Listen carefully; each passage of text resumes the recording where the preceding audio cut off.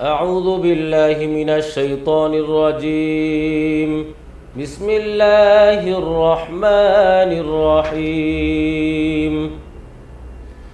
قد أفلح المؤمنون الذين هم في صلاتهم خاشعون والذين هم عن اللغو معرضون والذين هم للزكاة فاعلون والذين هم لفروجهم حافظون إلا على أزواجهم أو ما ملكت أيمانهم فإنهم غير ملومين. فمن ابتغى وراء ذلك فأولئك هم العادون والذين هم لأماناتهم وعهدهم راعون والذين هم على صلواتهم يحافظون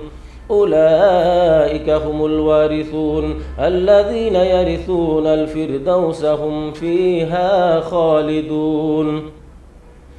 ولقد خلقنا الإنسان من سلالة من طين ثم جعلناه نطفة في قرار مكين ثم خلقنا النطفة علقة فخلقنا العلقة مضغة فخلقنا المضغة عظاما فكسونا العظام لحما ثم أنشأناه خلقا آخر فتبارك الله أحسن الخالقين. ثم إنكم بعد ذلك لميتون ثم إنكم يوم القيامة تبعثون. ولقد خلقنا فوقكم 7 طرائق وما كنا عن الخلق غافلين. وأنزلنا من السماء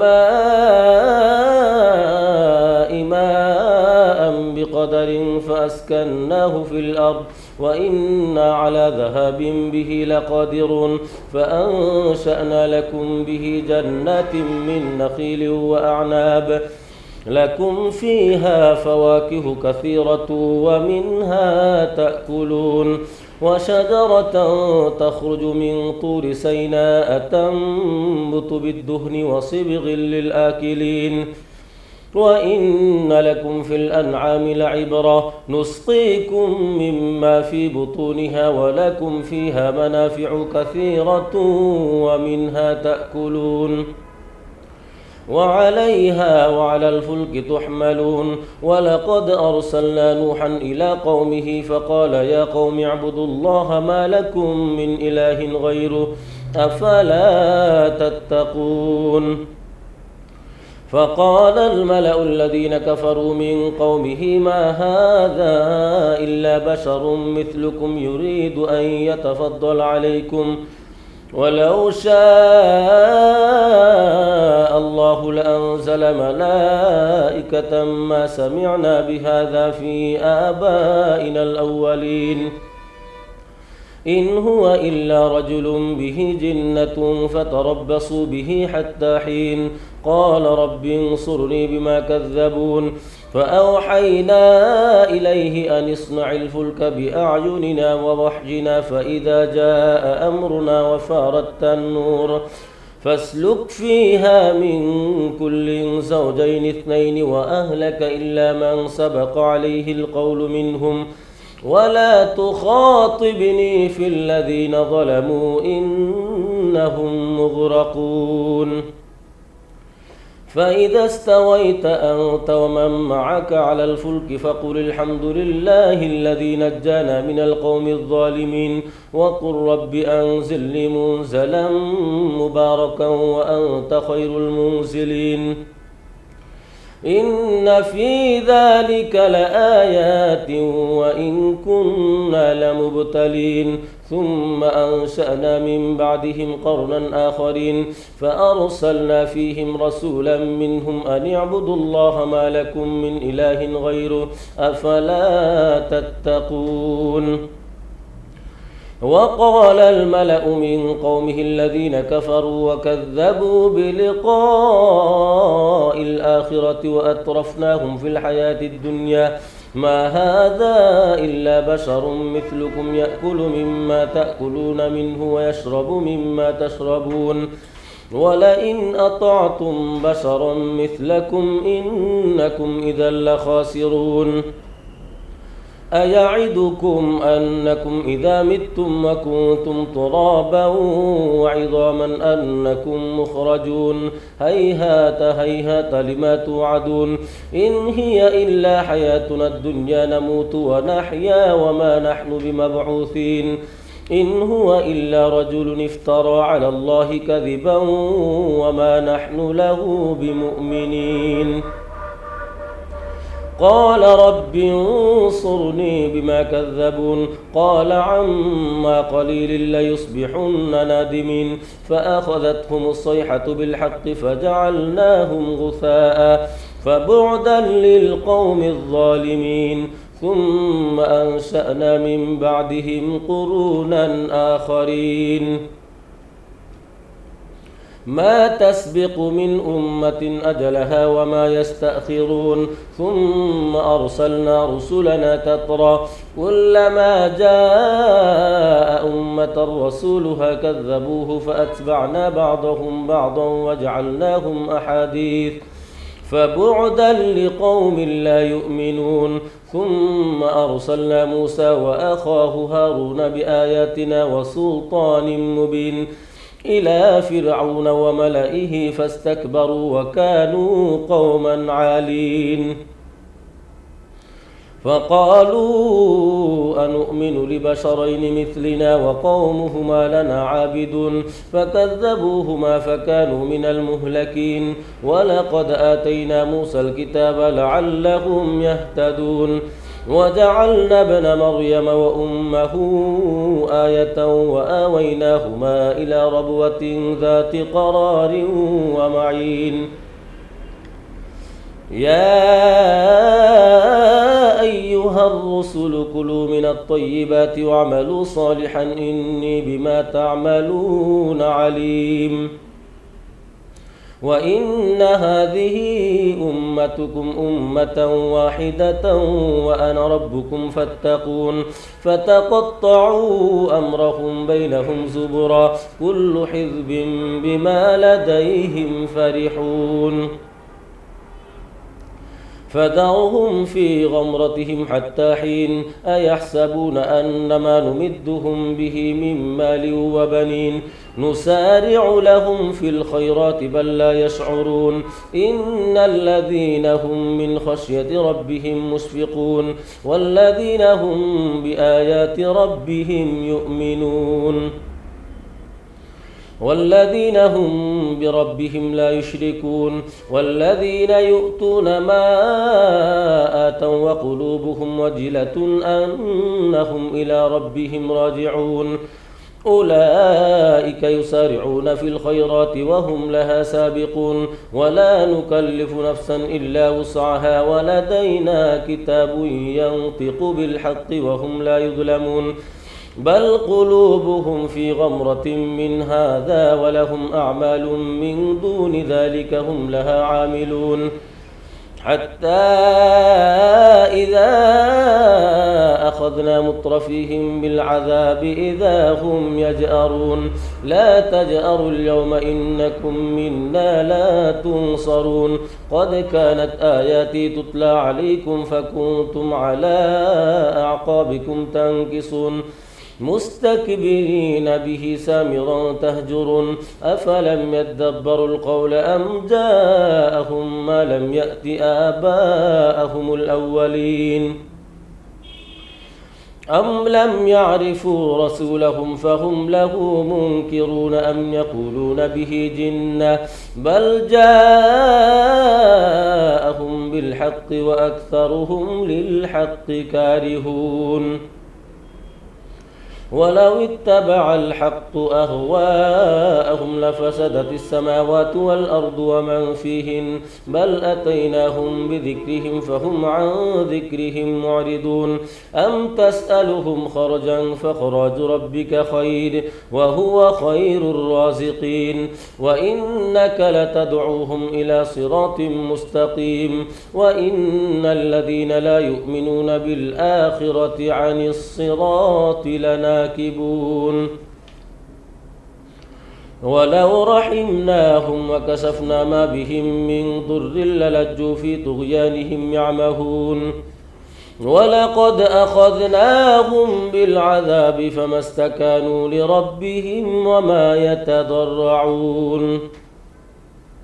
حتى إذا فتحنا عليهم بابا ذا عذاب شديد إذا هم فيه مبلسون وهو الذي أنشأ لكم السمع والأبصار والأفئدة قليلا ما تشكرون وهو الذي ذرأكم في الأرض وإليه تحشرون وهو الذي يحيي ويميت وله اختلاف الليل والنهار أفلا تعقلون بل قالوا مثل ما قال الأولون قالوا أإذا متنا وكنا ترابا وعظاما أإنا لمبعوثون لقد وعدنا نحن وآباؤنا هذا من قبل إن هذا إلا أساطير الأولين قل لمن الأرض ومن فيها إن كنتم تعلمون سيقولون لله قل أفلا تذكرون قل من رب السماوات السبع ورب العرش العظيم سيقولون لله قل أفلا تتقون قل من بيده ملكوت كل شيء وهو يجير ولا يجار عليه إن كنتم تعلمون سيقولون لله قل فأنى تسحرون بل أتيناهم بالحق وإنهم لكاذبون ما اتخذ الله من ولد وما كان معه من إله إذا لذهب كل إله بما خلق ولعلى بعضهم على بعض سبحان الله عما يصفون عالم الغيب والشهادة فتعالى عما يشركون قل رب إما تريني ما يوعدون رب فلا تجعلني في القوم الظالمين وإنا على أن نريك ما نعدهم لقادرون ادفع بالتي هي أحسن السيئة نحن أعلم بما يصفون وقل رب أعوذ بك من همزات الشياطين وأعوذ بك رب أن يحضرون حتى إذا جاء أحدهم الموت قال رب ارجعون لعلي أعمل صالحا فيما تركت كلا إنها كلمة هو قائلها ومن ورائهم برزخ إلى يوم يبعثون فإذا نفخ في الصور فلا أنساب بينهم يومئذ ولا يتساءلون فمن ثقلت موازينه فأولئك هم المفلحون ومن خفت موازينه فأولئك الذين خسروا أنفسهم في جهنم خالدون تلفح وجوههم النار وهم فيها كالحون ألم تكن آياتي تتلى عليكم فكنتم بها تكذبون قالوا ربنا غلبت علينا شقوتنا وكنا قوما ضالين ربنا أخرجنا منها فإن عدنا فإنا ظالمون قال اخسأوا فيها ولا تكلمون إنه كان فريق من عبادي يقولون ربنا آمنا فاغفر لنا وارحمنا وأنت خير الراحمين فاتخذتموهم سخريا حتى أنسوكم ذكري وكنتم منهم تضحكون إني جزيتهم اليوم بما صبروا أنهم هم الفائزون قال كم لبثتم في الأرض عدد سنين قالوا لبثنا يوما أو بعض يوم فاسأل العادين قال إن لبثتم إلا قليلا لو أنكم كنتم تعلمون أفحسبتم أنما خلقناكم عبثا وأنكم إلينا لا ترجعون فتعالى الله الملك الحق لا إله إلا هو رب العرش الكريم ومن يدع مع الله إلها آخر لا برهان له به فإنما حسابه عند ربه إنه لا يفلح الكافرون وقل رب اغفر وارحم وأنت خير الراحمين بسم الله الرحمن الرحيم سورة أنزلناها وفرضناها وأنزلنا فيها آيات بينات لعلكم تذكرون الزانية والزاني فاجلدوا كل واحد منهما 100 جلدة ولا تأخذكم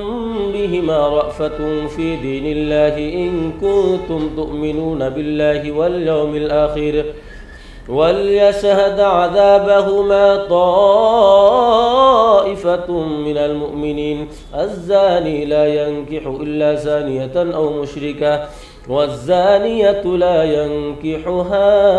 إلا زان أو مشرك وحرم ذلك على المؤمنين والذين يرمون المحصنات ثم لم يأتوا ب4 شهداء فاجلدوهم 80 جلدة ولا تقبلوا لهم شهادة أبدا وأولئك هم الفاسقون إلا الذين تابوا من بعد ذلك وأصلحوا فإن الله غفور رحيم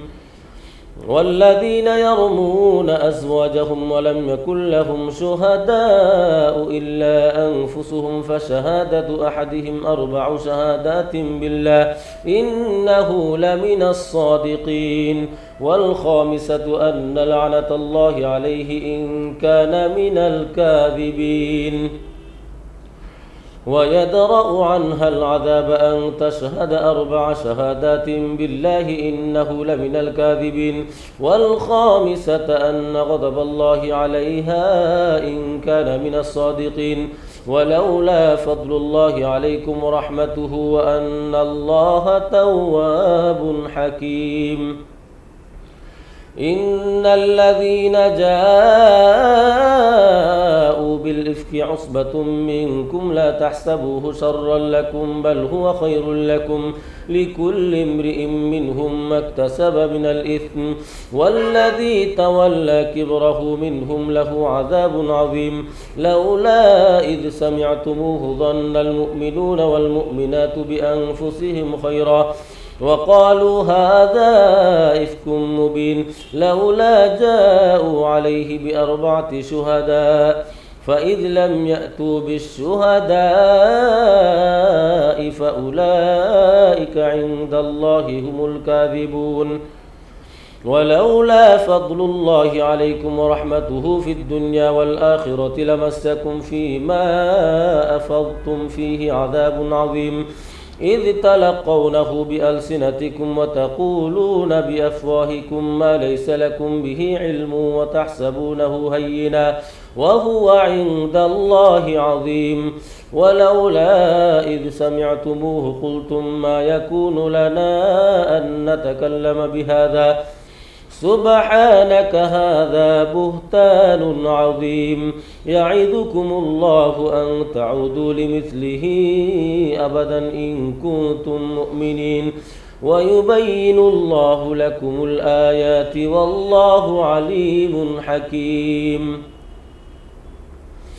إن الذين يحبون أن تشيع الفاحشة في الذين آمنوا لهم عذاب أليم في الدنيا والآخرة والله يعلم وأنتم لا تعلمون ولولا فضل الله عليكم ورحمته وأن الله رؤوف رحيم يا أيها الذين آمنوا لا تتبعوا خطوات الشيطان ومن يتبع خطوات الشيطان فإنه يأمر بالفحشاء والمنكر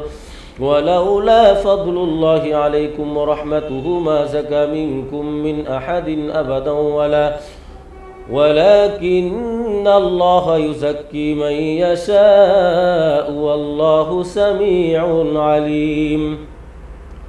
ولا يأتل أولو الفضل منكم والسعة أن يؤتوا أولي القربى والمساكين والمهاجرين في سبيل الله وليعفوا وليصفحوا ألا تحبون أن يغفر الله لكم والله غفور رحيم.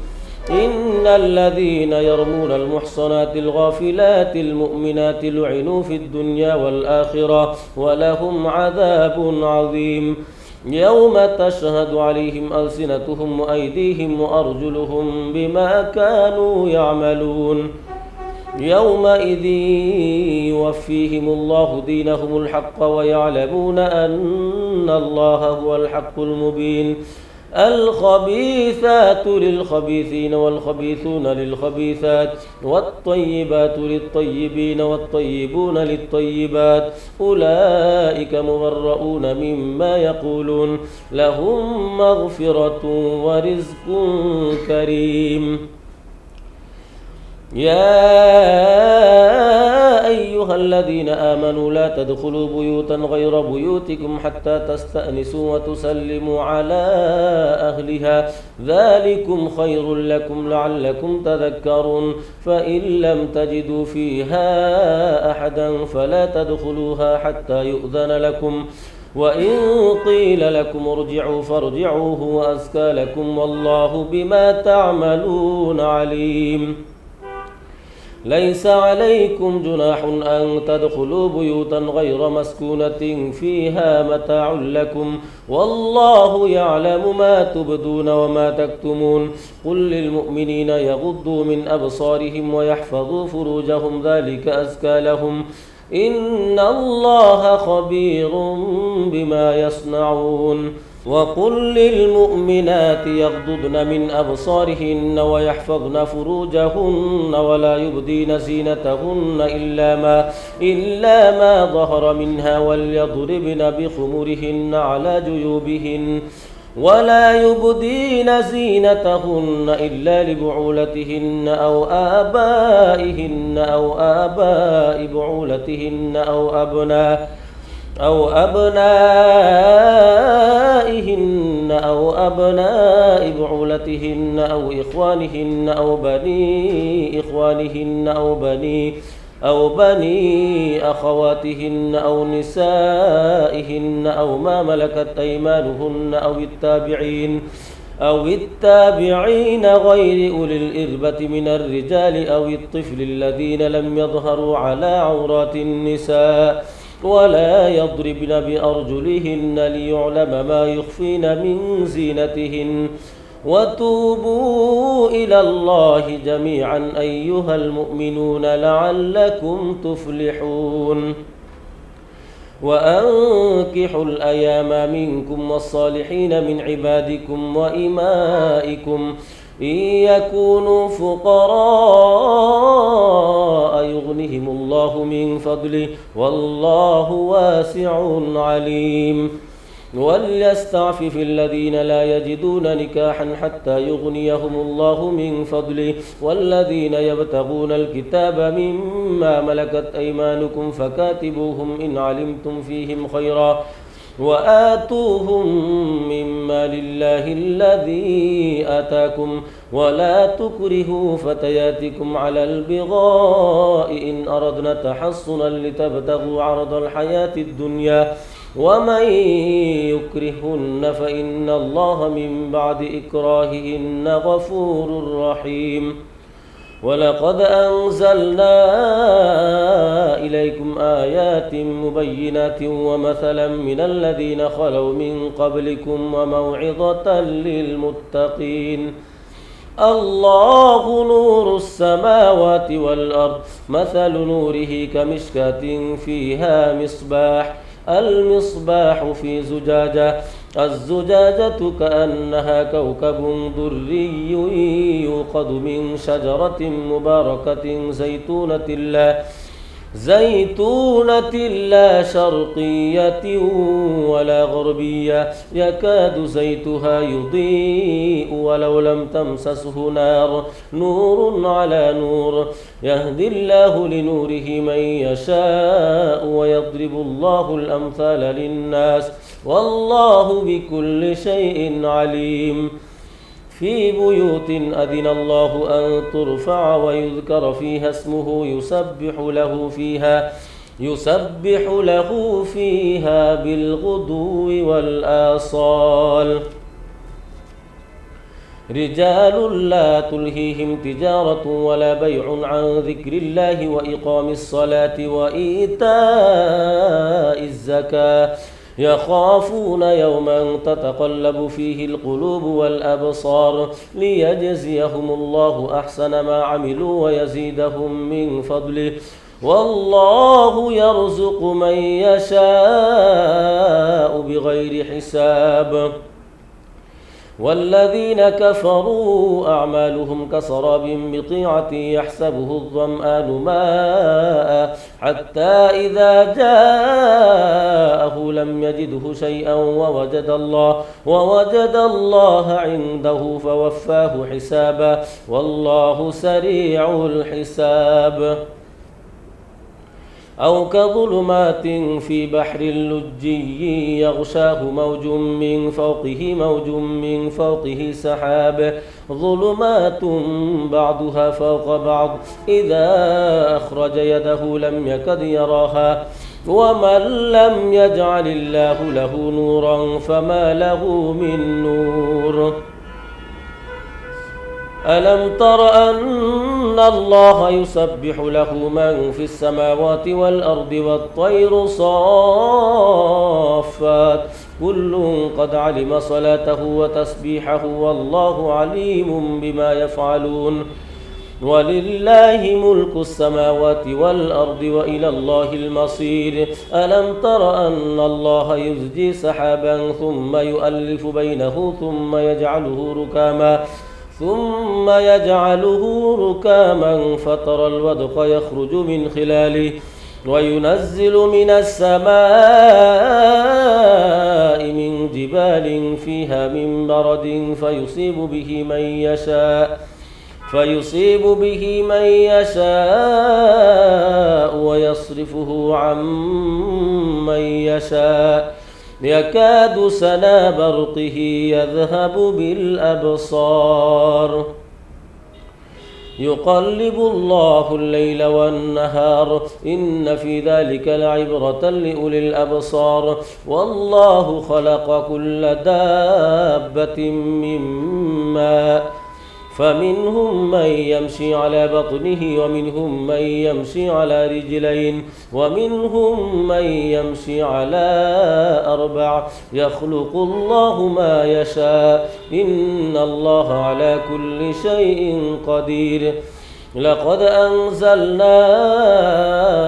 آيات مبينات والله يهدي من يشاء إلى صراط مستقيم ويقولون آمنا بالله وبالرسول وأطعنا ثم يتولى فريق منهم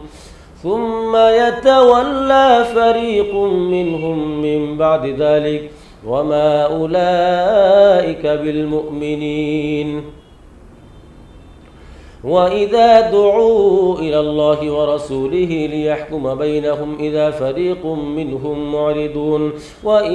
يكن لهم الحق يأتوا إليه مذعنين أفي قلوبهم مرض أم ارتابوا أم يخافون أن يحيف الله عليهم ورسوله بل أولئك هم الظالمون إنما كان قول المؤمنين إذا دعوا إلى الله ورسوله ليحكم بينهم أن يقولوا سمعنا وأطعنا وأولئك هم المفلحون ومن يطع الله ورسوله ويخشى الله ويتقه فأولئك هم الفائزون وأقسموا بالله جهد أيمانهم لئن أمرتهم ليخرجن قل لا تقسموا طاعة معروفة إن الله خبير بما تعملون إن الله خبير بما تعملون قل أطيعوا الله وأطيعوا الرسول فإن تولوا فإنما عليه ما حمل وعليكم ما حملتم وإن تطيعوه تهتدوا وما على الرسول إلا البلاغ المبين وعد الله الذين آمنوا منكم وعملوا الصالحات ليستخلفنهم في الأرض كما استخلف الذين من قبلهم وليمكنن لهم دينهم الذي ارتضى لهم وليبدلنهم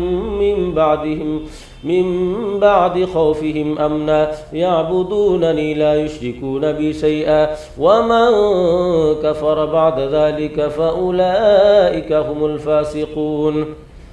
وأقيموا الصلاة وآتوا الزكاة وأطيعوا الرسول لعلكم ترحمون لا تحسبن الذين كفروا معجزين في الأرض ومأواهم النار ولبئس المصير يا أيها الذين آمنوا ليستأذنكم الذين ملكت أيمانكم والذين لم يبلغوا الحلم منكم 3 مرات من قبل صلاة الفجر وحين تضعون ثيابكم من الظهيرة ومن بعد صلاة العشاء 3 عورات لكم ليس عليكم ولا عليهم جناح بعدهن طوافون عليكم بعضكم على بعض كذلك يبين الله لكم الآيات والله عليم حكيم وإذا بلغ الأطفال منكم الحلم فليستأذنوا كما استأذن الذين من قبلهم كذلك يبين الله لكم آياته والله عليم حكيم والقواعد من النساء اللاتي لا يرجون نكاحا فليس عليهن جناح أن يضعن ثيابهن غير متبرجات بزينة وأن يستعففن خير لهن والله سميع عليم ليس على الأعمى حرج ولا على الأعرج حرج ولا على المريض حرج ولا على أنفسكم أن تأكلوا من بيوتكم أو بيوت آبائكم أو بيوت أمهاتكم أو بيوت إخوانكم أو بيوت أخواتكم أو بيوت أعمامكم أو بيوت عماتكم أو بيوت أخوالكم أو بيوت خالاتكم أو ما ملكتم مفاتحه أو صديقكم ليس عليكم جناح أن تأكلوا جميعا أو أشتاتا فإذا دخلتم بيوتا فسلموا على أنفسكم تحية من عند الله مباركة طيبة كذلك يبين الله لكم الآيات لعلكم تعقلون إنما المؤمنون الذين آمنوا بالله ورسوله وإذا كانوا معه على أمر جامع لم يذهبوا حتى يستأذنوا إن الذين يستأذنونك أولئك الذين يؤمنون بالله ورسوله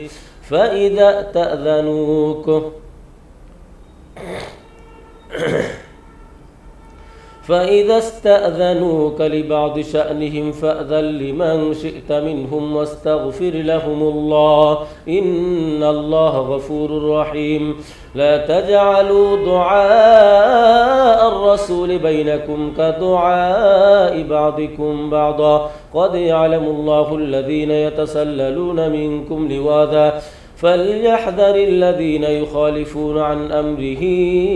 أن تصيبهم فتنة أو يصيبهم عذاب أليم ألا إن لله ما في السماوات والأرض قد يعلم ما أنتم عليه ويوم يرجعون إليه فينبئهم بما عملوا والله بكل شيء عليم